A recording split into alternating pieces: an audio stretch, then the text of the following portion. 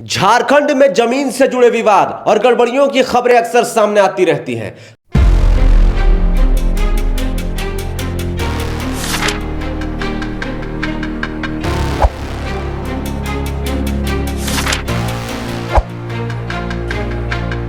खास करके आदिवासी जमीन और सीएनटी एक्ट से जुड़े मामलों में कई बार गंभीर सवाल उठते रहे हैं। आरोप लगते रहे हैं कि कुछ मामलों में जमीन की नेचर बदलकर मतलब सीएनटी जमीन को जनरल बनाकर उसे बाजार में उतारने की कोशिश की जाती है। मतलब आदिवासी जमीन को जनरल ओबीसी बनाकर बाजार में बेच दी जाती है और ऐसे मामलों में रजिस्ट्री व म्यूटेशन की प्रक्रिया पर भी कई बार सवाल खड़े होते रहे हैं। हाल के समय में भी कई ऐसे मामले सामने आए हैं जहां पीड़ित परिवारों ने जमीन से जुड़ी गड़बड़ियों के गंभीर आरोप लगाए हैं। खास करके आदिवासी समाज की हम बात कर रहे हैं। लेकिन अब जो मामला सामने आ रहा है उसमें जमीन के रिकॉर्ड और दस्तावेजों को लेकर ऐसे पहलू सामने आए हैं जो पूरी प्रक्रिया को समझने पर मजबूर करते हैं। दोस्तों, ये जमीन माफिया, ये बिल्डर्स भाई साहब, ये सिर्फ जमीन नहीं कब्जाते, ये तो इंसान की वंशावली और जमीन के मूल रैयत को कागजों में बदल देते हैं। आज भौकाल टीवी के व्हाट्सएप पर एक सज्जन ने पेपर की कटिंग भेजी। हम जब उस पेपर के कटिंग को पढ़े तो हमको लगा कि आपको भी इस खबर को जानना चाहिए, आपको भी समझना चाहिए कि आखिर जमीन का खेल कैसे कैसे होता है। आज हम आपको एक ऐसे जमीन घोटाले की कहानी बताने जा रहे हैं जिसे सुनकर आप भी हैरान रह जाएंगे। देखिए दोस्तों, मामला झारखंड की राजधानी रांची में स्थित रिम्स हॉस्पिटल की जमीन से जुड़ा है। रिम्स हॉस्पिटल झारखंड का सबसे बड़ा और जाना माना सरकारी हॉस्पिटल है। देखिए दोस्तों, सरकारी रिकॉर्ड में रिम्स के नाम पर 262 एकड़ 76 डिसमिल दर्ज होने की बात सामने आई है। लेकिन चौंकाने वाली बात यह है कि इसमें से 94 एकड़ जमीन का आज तक म्यूटेशन ही नहीं कराया गया।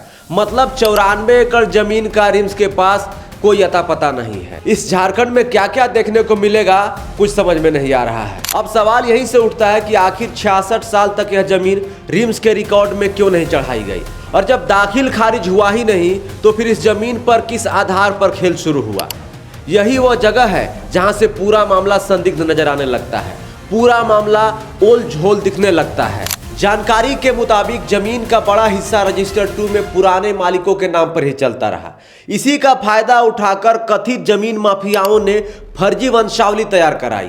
कागजों में ऐसे लोगों को मूल रैयतों का वारिस दिखाया गया जिसका उस जमीन से कोई वास्तविक संबंध नहीं था। मतलब जिसका ऐसे लोगों को जो है कागजों में रैयत बनाया गया वंशावली से छेड़छाड़ करके, जिसका रिम्स के जमीन से कोई लेना देना नहीं था। और फिर उस फर्जी कागजात के आधार पर जमीन की रजिस्ट्री और म्यूटेशन कराए जाने का मामला सामने आ गया।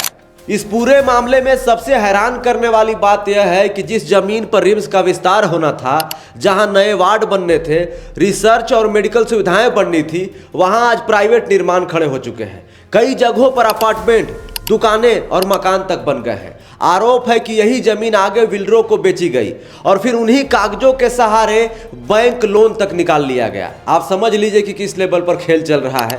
रिम्स के जमीन को मतलब सरकारी जमीन को कथित भूमाफियाओं ने वंशावली बदलकर रजिस्ट्री म्यूटेशन करा लिया, बैंक से लोन भी निकाल लिया। देख रहे हैं झारखंड वासियों क्या क्या हो रहा है झारखंड में। जमीन किसी और का, मकान किसी और की। वाह क्या बात है। मतलब सरकारी जमीन को भी जो है कथित जमीन माफिया कब्जा ले रहे हैं, उस पर बिल्डिंग मकान बना ले रहे हैं, यहां तक कि बैंक से लोन भी ले रहे हैं। दोस्तों, यह भी सामने आ रहा है कि पूरी गड़बड़ी सिर्फ एक दो लोगों की नहीं बल्कि सिस्टम की ढीली निगरानी और मिली भगत का नतीजा है। रिम्स का संपदा विभाग वर्षों तक निष्क्रिय बना रहा, जबकि अंचल कार्यालयों में बैठे कुछ कर्मियों पर भी सवाल उठ रहे हैं। नतीजा यह हुआ कि बरियातू, कुलतरुआ, खेलर और लीरीज मौजा की सरकारी जमीन पर निजी लोगों का कब्जा जमा बैठा है। अब जब रिम्स विभाग की नींद टूटी है, रिम्स विभाग नींद से जागा है और नए अफसरों ने पुराने रिकॉर्ड खंगाले हैं, तो पता चला कि रिम्स के पास अपनी ही जमीन का पूरा म्यूटेशन रिकॉर्ड दुरुस्त नहीं है। इसी के बाद अब सीओ को पत्र लिखकर म्यूटेशन कराने की प्रक्रिया शुरू करने की बात सामने आई है। तो खबरों के अनुसार रिम्स के 94 एकड़ जमीन पर बिल्डिंग, अपार्टमेंट्स, दुकानें बन गई है। लेकिन बड़ा सवाल यह है कि जब जमीन पर निर्माण हो चुका है, रजिस्ट्री हो चुकी है और बैंक लोन तक निकल चुके हैं, तो क्या सिर्फ म्यूटेशन करा देने से सब कुछ ठीक हो जाएगा? मान लीजिए कि रिम्स प्रशासन फिर से म्यूटेशन करा देती है, तो क्या वो जमीन वापस आ जाएगी? ये सबसे अहम और जरूरी सवाल है। क्या प्रशासन उन सफेद पोस्ट लोगों तक पहुंच पाएगा? जिन्होंने 66 साल तक सरकारी जमीन पर कब्जे का यह तंत्र खड़ा किया। क्या जिन कागजों के सहारे जमीन बेची गई वे जांच की कसौटी पर टिक पाएंगे? और सबसे अहम और जरूरी सवाल, क्या रिम्स अपनी जमीन वापस पा सकेगा? यह मामला सिर्फ एक जमीन का नहीं है दोस्तों, बल्कि यह झारखंड में भू प्रबंध, रिकॉर्ड सिस्टम और प्रशासनिक जवाबदेही पर बड़ा सवाल है। अगर 262 एकड़ 76 डिसमिल जैसी कीमती सरकारी जमीन का रिकॉर्ड ही समय पर दुरुस्त नहीं रखा गया, तो फिर ऐसी गड़बड़ियों को रोकना कितना मुश्किल है, यह समझा जा सकता है।